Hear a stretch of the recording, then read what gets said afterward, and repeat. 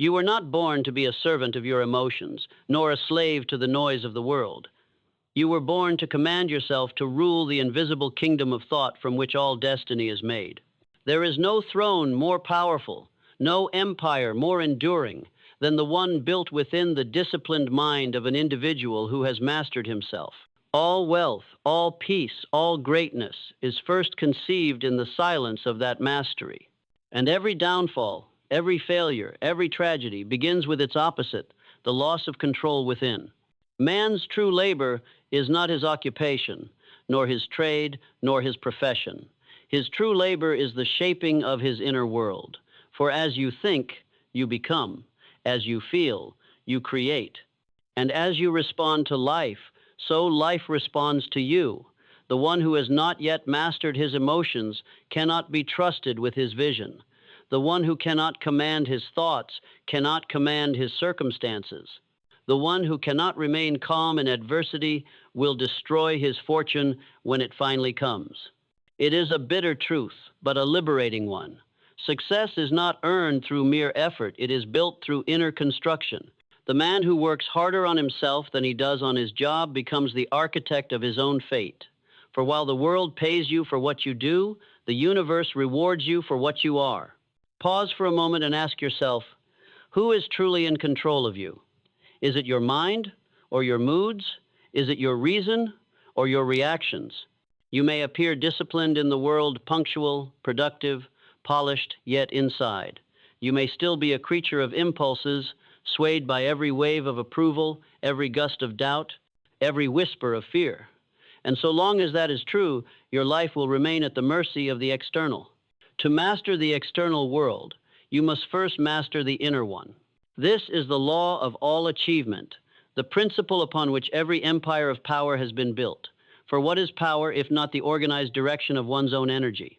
And what is weakness if not the diffusion of that energy through emotion, confusion, and fear?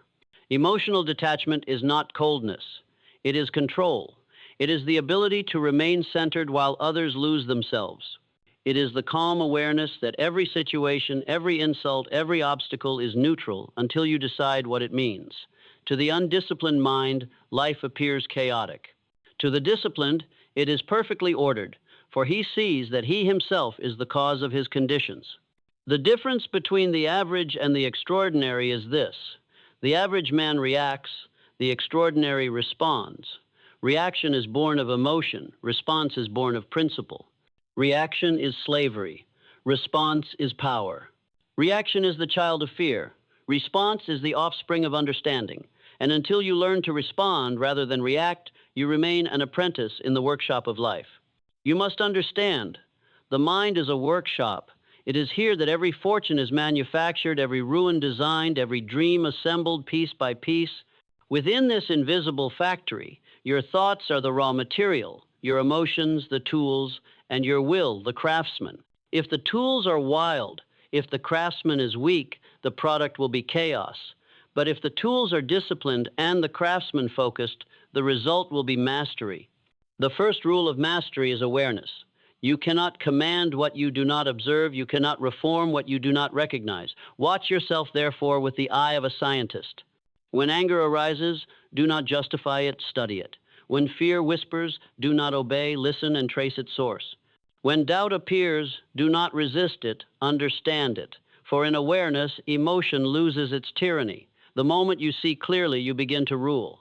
Understand this well. Emotions are not enemies. They are forces. They are the raw power of life itself, and their energy, properly harnessed, becomes genius. But when ungoverned, that same energy becomes destruction. The same fire that can warm your home can burn it to ashes if it escapes control. The wise man channels his emotions as an engineer channels electricity, directing every spark toward productive ends. Most people live as prisoners of reaction. They believe themselves victims of mood and circumstance. Their happiness depends on applause, their confidence on comfort, their motivation on reward. Such a life is fragile, for what is given by the world can be taken by it. But the man who rules himself, whose calm is unshaken by outcome, becomes untouchable. He has discovered the secret Napoleon Hill called peace of mind through power of mind. If you would command destiny, you must learn the art of deliberate thinking. Every thought is a seed, and every emotion is the soil in which it grows. To plant wisely is to live wisely. Your thoughts of fear yield weeds of limitation. Your thoughts of courage yield trees of achievement. The gardener of the mind does not allow random seeds to take root. He chooses his thoughts with precision and guards them with vigilance, for every mind left unattended becomes a jungle, and every jungle chokes its own potential. Hill once wrote, "You are the master of your fate, the captain of your soul, because you have the power to control your thoughts." This is not poetry, it is science. Thought is energy, and energy, when directed with purpose, shapes matter. To think clearly is to create deliberately. To feel deeply but not be ruled by feeling is to rise above the chaos of the crowd. The disciplined thinker is not emotionless. He is emotion's commander. He feels but does not drown. He observes but does not identify. He chooses but is not possessed. This balance between passion and control is the secret equilibrium of power. It is what separates the dreamer from the achiever, the visionary from the victim. And so we arrive at the first law of inner mastery, the law of mental neutrality. This law states that no external event has inherent power over you until you assign it meaning. The world is neutral. Your interpretation is the voltage that animates it. The man who reacts emotionally gives away his energy. The man who remains neutral preserves it. It is that preserved energy that later becomes his strength, his clarity, his creative force. When you remain mentally neutral, you are not denying emotion. You are redirecting it. You say to the world, "You may act as you will, but I will determine what it means." You reclaim authorship of your experience. The moment you do so, you cease to be a pawn of circumstance and become its designer. The greatest power you can possess is calmness under fire. For calmness is not the absence of emotion, it is emotion under command. It is composure that confuses the chaotic and attracts the disciplined. Men of weak mind seek comfort. Men of strong mind seek control. One avoids difficulty. The other converts difficulty into dominance. When emotion rages and the crowd panics, the calm man becomes king, for he alone can think. And thinking pure, precise, disciplined thinking is the greatest weapon ever forged by man. Every fortune begins as a thought made definite, and every failure as a thought neglected. Thought is the sculptor, and emotion the clay. If the sculptor's hand trembles, the form collapses. But if the hand is steady, the masterpiece emerges. To work harder on yourself than you do on your job means this: you must spend more energy mastering the instrument than performing the song. Your mind is the instrument. Your emotions are its strings. Your purpose is the melody. If your strings are out of tune, if your emotions are uncontrolled, your performance will always be distorted, no matter how skilled your hands. The world rewards harmony, not noise. Every great achiever in history understood this secret. The warrior before battle silences his fear. The philosopher before writing disciplines his thoughts. The leader before commanding others commands himself. The man who would conquer the world must first conquer his mind. Until then, every victory will be temporary, every success fragile, every achievement poisoned by inner unrest. Do not be deceived. The greatest danger to your progress is not external resistance, but internal weakness. The world cannot defeat a man who refuses to be disturbed. Circumstances bow before one who refuses to yield his peace. There is no opponent more formidable than the man who has mastered his own reactions, for he cannot be manipulated, intimidated, or broken. The weak believe that emotion is authenticity. The wise know it is volatility. Emotion has its place. It gives flavor to experience, energy to vision, and passion to action. But left unchecked, it blinds reason and bends will. Therefore, your task is not to kill emotion, but to govern it, to make it serve, not rule. This is the essence of true freedom, not the liberty to feel everything, but the power to choose what to feel. The mind that governs emotion becomes a fortress. It stands unmoved by insult, unshaken by praise, untouched by chaos. It acts with precision because it sees with clarity. Such a mind is not empty of feeling, it is full of power. It does not fight against life. It shapes life through choice. When you begin to master detachment, the world changes. What once provoked you now amuses you. What once frightened you now informs you. What once controlled you now serves you. This is not arrogance, it is awareness. You begin to see that every emotion is a messenger, not a master. You read its message and let it pass. You keep your center, and thus you keep your power. The undisciplined chase power in the outer world status, wealth, admiration. The disciplined build power in the inner world, patience, self-command, purpose, and soon the outer bends to the inner, for external power is a reflection of internal order. As Hill said, whatever the mind can conceive and believe, it can achieve. But belief is impossible without mental control, and mental control is impossible without emotional detachment. The man who cannot control himself cannot be trusted with success, for success magnifies everything, both mastery and weakness. It multiplies your thoughts into results, your habits into destiny.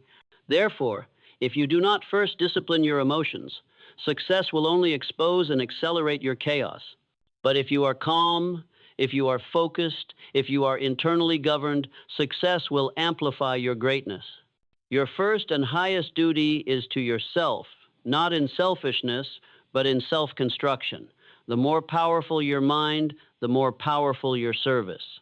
The more disciplined your emotions, the greater your influence. You do not change the world by reacting to it. You change it by mastering yourself and acting from principle, not passion. If you are to rise above mediocrity, begin here. Sit alone in silence and observe the machinery of your mind. Watch your thoughts as clouds passing through the sky. Watch your emotions as waves rising and falling in the ocean. Realize that you are neither the cloud nor the wave, you are the observer of both. And once you recognize this, nothing can enslave you again. Self-discipline is the master key to all higher worlds of success. Without it, talent decays, genius collapses, and opportunity passes unseen. The man who has not yet conquered himself is still an apprentice in the workshop of destiny. He may dream, he may wish, he may even strive, but until he learns to harness the full machinery of his inner life, he remains divided, and division is the death of power. To discipline the mind is to unite it. To command emotion is to unify the self. And to unify the self is to summon the creative potential that shapes all achievement. Discipline is not punishment. It is alignment. The alignment of desire with direction, of will with wisdom, of passion with principle. You may think of discipline as restriction, but in truth it is liberation. The undisciplined man is chained by his moods. The disciplined man moves freely because he commands them. One is ruled by whim, the other by will. One drifts upon the tides of chance, the other sails with a chart and compass. The undisciplined wait for motivation, the disciplined act without it. The difference between a wish and a plan is the presence of discipline. There are three forms of discipline that determine your destiny: the discipline of thought, the discipline of emotion, and the discipline of action. The first governs what you believe. The second governs what you feel. The third governs what you do. Together, they form the trinity of mastery that every great achiever has discovered, whether consciously or intuitively.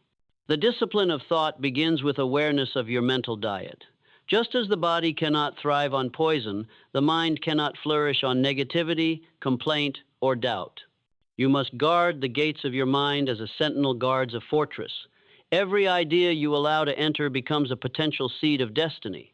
Feed your mind on strength, on clarity, on truth, and your character will take the shape of your thoughts. Ask yourself daily, what am I allowing myself to believe? What am I allowing myself to imagine? Your beliefs are commands to your subconscious, and your imagination is the womb of creation. If you feed them confusion, you will birth chaos. If you feed them faith and order, you will birth achievement. You cannot think weakly and live strongly. You cannot dwell in defeat and rise to victory. This is why emotional detachment is essential to mental discipline, for emotion distorts perception. A mind clouded by anger sees enemies where there are none. A mind captured by fear sees obstacles where there are only steps. A mind enslaved to approval twists its purpose to please the crowd. Detachment restores clarity. It allows you to see things as they are, not as your desires or fears paint them. and clarity is the foundation of sound decision. When Napoleon Hill spoke of accurate thinking, he meant the ability to see truth uncolored by emotion. He meant the courage to separate fact from feeling, evidence from ego, cause from complaint. This is the rarest of disciplines and therefore the most rewarded. The world is ruled by those who think clearly when others panic. The fortunes of history are written by calm men in storms. The discipline of emotion is the art of transmutation, the ability to take the raw, volatile energy of feeling and direct it toward creation. Anger can destroy, but it can also drive. Fear can paralyze, but it can also sharpen awareness. Desire can enslave, but it can also inspire. The key is not to suppress emotion, but to use it, to transmute it into fuel. Every emotion has an energy signature. The wise man converts that energy into motion. The fool lets it consume him. You will discover that the mind obeys the law of substitution. You cannot eliminate a thought or feeling by force. You must replace it with another of higher vibration. When anger rises, substitute understanding. When fear whispers, substitute faith. When doubt clouds the way, substitute purpose. Energy does not vanish, it transforms. You cannot fight darkness, you can only bring light. Likewise, you cannot destroy emotion. You can only discipline it through redirection. Here lies the secret of mastery. Command through redirection, not resistance. To resist an emotion is to feed it. To fight a thought is to give it focus. The wise do not fight, they guide. They let every wave of feeling pass through the channel of will until it becomes a current of power. This is why calmness is strength. It is the conductor that channels emotion into controlled expression. When you learn to master your emotional energy, life becomes a deliberate act of creation. Your mind ceases to be a battlefield and becomes a laboratory. You begin to experiment with your own thoughts, to test, to refine, to construct. You cease reacting to circumstances and begin designing them. You realize that every external event is an opportunity to prove your control. The discipline of action completes the trinity, for without action, all thought remains vapor. The disciplined thinker does not wait for inspiration, he acts from decision. He builds routines that reflect his ideals. He honors his word to himself. He acts whether he feels like it or not. Each action performed in alignment with principle strengthens the will, just as each indulgence weakens it. Self-discipline grows in the soil of small victories. Each time you rise when you would rather rest, you add another brick to the fortress of self-control. Each time you hold your tongue when anger tempts you to speak, you reinforce the walls of calm. Each time you complete what you begin, you earn a deposit in the bank of confidence. Discipline is not forged in grand gestures, but in consistent obedience to the inner command. There is no progress without inner order. You cannot move the world if you are disorganized within. You cannot inspire others if you are unstable yourself. You cannot build wealth if you are bankrupt in focus. To master your outer affairs, you must first master the invisible architecture of your mind. If you would become unstoppable, train yourself to act from purpose, not passion. Passion burns hot and fades fast. Purpose burns steady, guided by discipline. The man of purpose wakes before dawn, works through doubt, and persists through silence. He is not governed by how he feels, but by what he has decided. Emotion changes by the hour. Purpose endures for life. Detach yourself, therefore, from the need to feel good at every moment. The world is not your entertainer, it is your mirror. It reflects your state of mind. The moment you cease demanding comfort, you gain control. The moment you cease needing approval, you gain freedom. The moment you cease fearing failure, you gain access to growth. Emotional detachment is not escape, it is engagement without enslavement. There is a law in psychology. Whatever you resist, you strengthen. Whatever you observe without resistance dissolves. To detach is to allow emotion to arise and pass without identifying with it. Observe your own anger as though it were another's. Witness your fear as though you were its teacher. Look upon your doubt as an experiment. In that instant, you step outside the storm and enter the eye of power. Your task, if you seek greatness, is to make this state of calm observation your natural state of being. For the calm mind is the creative mind. The calm mind sees solutions where others see problems. The calm mind hears intuition where others hear noise. The calm mind, above all, acts with intelligence, not impulse. Hill taught that every man must eventually come face to face with his own invisible enemy, the uncontrolled mind. Until that enemy is subdued, no external victory is secure. The battle is not against others, not against economy, not against competition. It is against the internal habits that scatter attention and drain will. The mind, once trained, becomes your greatest ally. But until trained, it is your most cunning saboteur. Your thoughts are tools, not truths. Your emotions are servants, not masters. Your habits are choices repeated, not fate imposed. This understanding is the beginning of liberty. To govern your inner world is to govern destiny itself. The law of cause and effect rules all achievement. Thought is the cause, circumstance the effect. Every condition in your life is the external printout of an internal program. To change the effect, alter the cause. You cannot manipulate results without transforming consciousness. The one who masters cause never fears effect, for he knows he creates it. Do not blame the world for reflecting what you broadcast. If you sow agitation, you will reap disorder. If you sow resentment, you will reap conflict. But if you sow clarity, confidence, and calm, you will harvest power, prosperity, and peace. As within, so without. The universe is impartial. It mirrors your mental state with mathematical precision. There is no failure for the disciplined mind, only feedback. Every obstacle reveals a weakness to be strengthened, a misunderstanding to be corrected, a habit to be refined. The man of mastery does not complain, he adjusts. He looks inward first, outward second, for he knows that until his own mind obeys him, no world will. When you begin to live by this principle, you will no longer crave control over others, for you will possess command over yourself. You will no longer need to prove your strength, for composure will be proof enough. You will no longer seek applause, for fulfillment will arise from congruence. The applause of the crowd is fleeting. The approval of conscience is eternal. Emotional detachment gives birth to confidence, not arrogance, but certainty. The certainty that no matter what happens outside, you remain unbroken inside. This is the calm courage of the disciplined mind. It does not rush to defend itself. It does not fear judgment. It acts, knowing that truth needs no witness. There is an ancient saying, "He who conquers himself is greater than he who conquers 1,000 men in battle. For the battle within is fought every hour, and its victory is eternal." Every moment you master emotion, every instant you choose response over reaction, you add another layer of strength to the armor of your mind. You must see yourself as the builder of a temple. Every disciplined thought is a stone. Every conquered emotion is mortar. Every act of will is a pillar.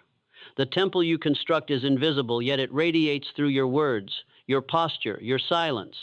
Men will feel it, though they cannot name it. This is true charisma, the quiet authority of inner order. Work harder on yourself than you do on your job, for your job will never exceed your level of self-command. The market rewards value, and value is the reflection of disciplined consciousness. Your income, your influence, your peace, all expand in direct proportion to your inner structure. Build yourself, and the world will follow. To be detached does not mean to be indifferent. It means to care deeply without being consumed. It means to act with full energy and zero dependency on outcome. It means to give your best and let the results unfold. The detached worker is the most effective, for he is not distracted by doubt nor seduced by praise. He works for mastery, not for validation. Let others be tossed about by emotion. Let them rage, gossip, and complain. You are not one of them. You are of a higher order, a builder of mind, a commander of spirit, a disciple of discipline. You are not here to chase comfort. You are here to command reality. The road is narrow, but it is royal. Few will walk it, for it demands self-rule. But those who do walk it become masters of every domain.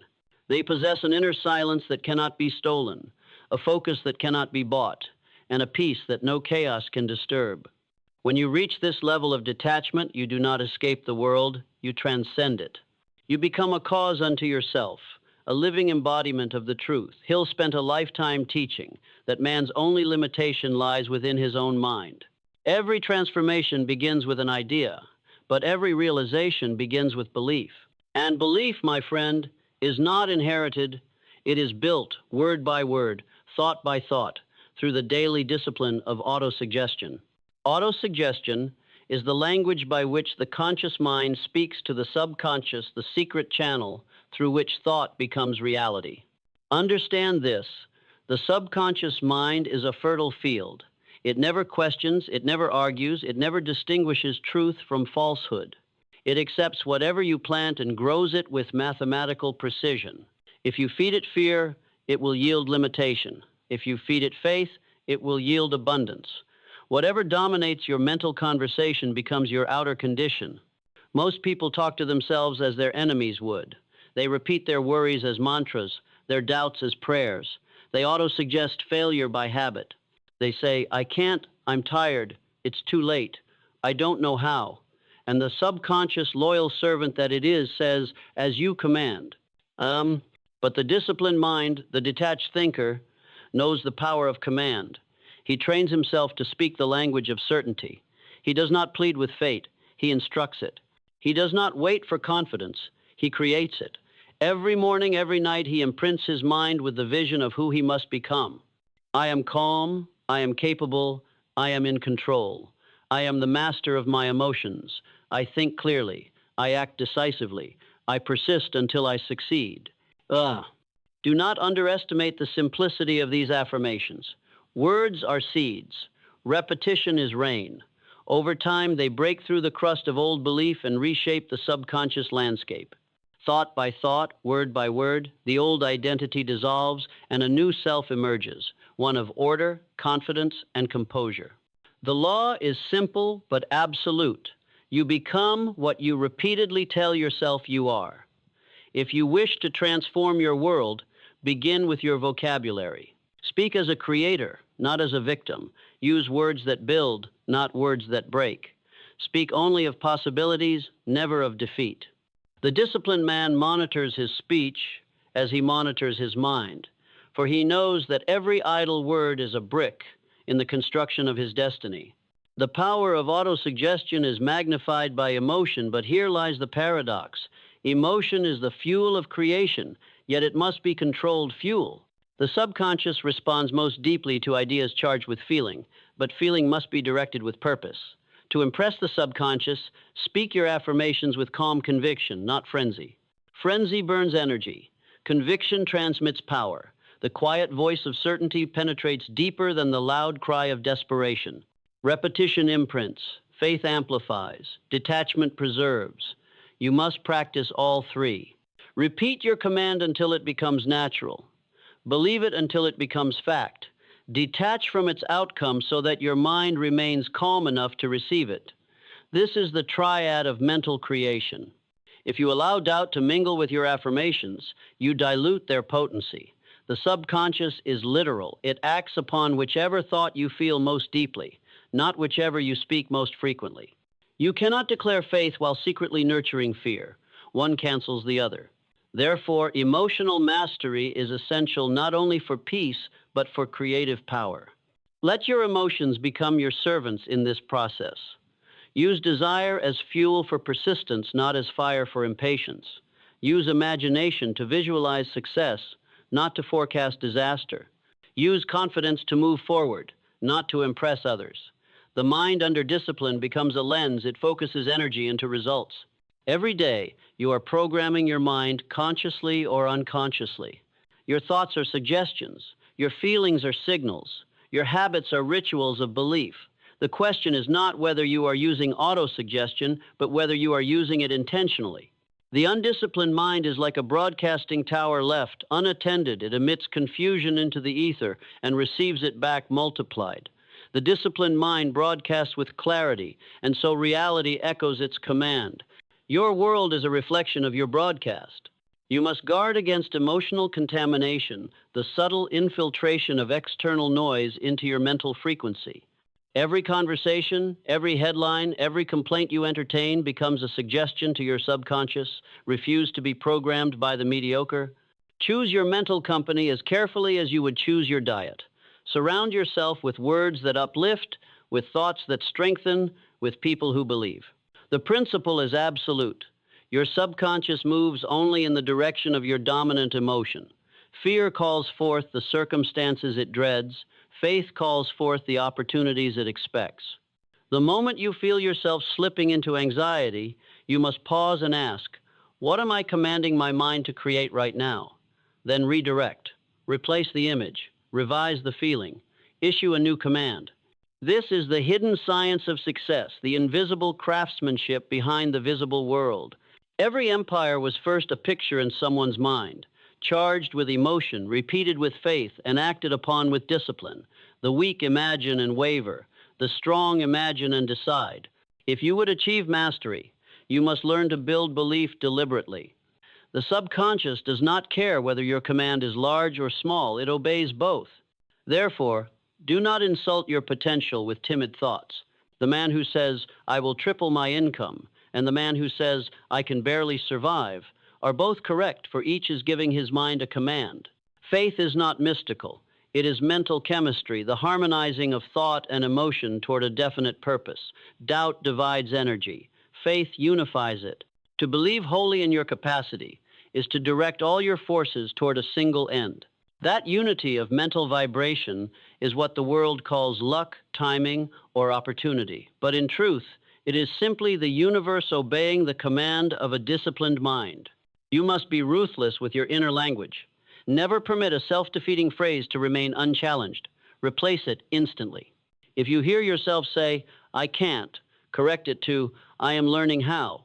If you say, I'm not ready, replace it with, I am preparing now. If you think, it's too late, declare, it is my time. Each correction is a stroke of the sculptor's chisel, refining the image of mastery in the stone of your consciousness. And remember this eternal truth. Emotion is energy, but will is direction. Together they form creation. If your emotions are wild, your energy disperses. If your will is weak, your energy stagnates. But when emotion is governed by will, and will is guided by purpose, nothing can resist you. Do not wait for the world to believe in you. The world reflects only what you believe about yourself. No one can invest in you more than you invest in your own conviction. Faith is contagious, but only when it burns first within you. The man who is sure of himself does not beg for opportunity. He magnetizes it. Detach from results, but not from responsibility. Detachment does not mean idleness. It means you perform your duty with absolute precision, but release the need to control timing or outcome. You plant the seed, you water it, you guard it, but you do not dig it up every morning to check if it has grown. That is what emotional attachment does. It kills the harvest through impatience. Work on yourself daily, your thoughts, your words, your inner dialogue, until they align with your purpose as perfectly as a compass aligns with the north. The job may change, the economy may shift, but your inner world must remain constant, for no external stability can substitute for inner stability. The man who has mastered himself can enter any environment and remain unchanged by its turbulence. He can walk into chaos and see patterns. He can hear criticism and extract insight without injury. He can face defeat and see data instead of disaster. That man will rise inevitably, because nothing can stop the one who governs himself. This is why Napoleon Hill said, if you cannot control your own mind, you cannot control anything else. Your mind is the pilot, your emotions are the engines. If the pilot is asleep, the engines crash the ship. But when the pilot is alert and the engines are obedient, you can fly through any storm. Every hour of discipline compounds. Every minute of composure builds momentum. Every second of deliberate thought rewrites the pattern of destiny. You may not see immediate results, but unseen roots are growing. Patience is the proof of faith. Continue to speak, to act, to believe, and to remain emotionally still. The storm outside is irrelevant to the calm within. The man who has achieved inner detachment has achieved ultimate leverage. He can wait without worry, act without haste, and persist without pain. He has transcended time itself, for he no longer lives in reaction, but in creation. You are the architect of this transformation. Every morning rise with the command, today I will rule my mind, my emotions, and my actions. Let that be your prayer, your creed, your declaration. For the man who commands himself commands his destiny. And if you ever doubt the power of this inner work, Look around you. Every failure you see began as mental chaos. Every success you admire began as mental order. The difference between poverty and prosperity, between despair and dominion, is not the size of opportunity, but the size of self-control. Work harder on yourself than you do on your job, for your job is only a reflection of yourself. If you raise your character, your income will follow. If you strengthen your focus, your influence will grow. If you discipline your emotions, your relationships will flourish. If you master your mind, your world will obey. No force in the universe can prevent the rise of the man who has mastered his own vibration, for he no longer depends on luck or circumstance. He operates under law, the law that what is impressed upon the mind must be expressed in reality. The crowd works on tasks, the master works on consciousness. The crowd chases outcomes, the master shapes causes. The crowd fears failure, the master uses it. The crowd asks for ease, the master asks for evolution. The difference is not in opportunity, but in awareness. You are not here to chase results. You are here to become the kind of person to whom results naturally come. You do not run after success. You radiate it. You do not beg for influence. You embody it. You do not wish for control. You are control. And when that day comes, when your thoughts obey your will, your emotions serve your purpose, and your actions align with your vision, you will understand the true meaning of Hill's greatest principle, that success is not something you pursue, but something you attract by the person you become. There comes a moment when you must stop preparing and begin commanding, when thinking must become doing, when discipline must translate into decisive action. The world does not yield to hesitation. It obeys certainty. The calm, self-governed mind moves with quiet precision while others scatter in noise. True initiative is not frenzy, but focus born from silence, executed with exactness. Work harder on yourself than you do on your job, for the job can be lost, but mastery cannot. Everything external is temporary. Only character endures. You are not paid for time, but for the value you bring to time, and that value is the reflection of your consciousness. A single disciplined hour, lived with intent, outweighs a lifetime of distraction. Success is not an event, it is a state of being, the shadow cast by inner order. You do not wait for the world to improve.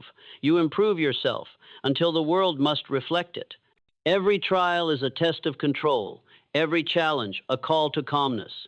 When others break, you must breathe. When others doubt, you must decide. When others react, you must remain sovereign. Do not seek comfort, seek control. Do not chase results, build the cause. Each moment of composure compounds into quiet authority. Each act of order builds invisible wealth. Greatness is not achieved in public, but forged in solitude, through small disciplines repeated without applause. The world bows eventually to those who master themselves, for the man who rules his mind rules his destiny. So remember this truth and let it live in you. When you work on your job, you earn a living, but when you work on yourself, you earn a life. And it is the life of mastery, calm, clear, and unstoppable, that commands all others.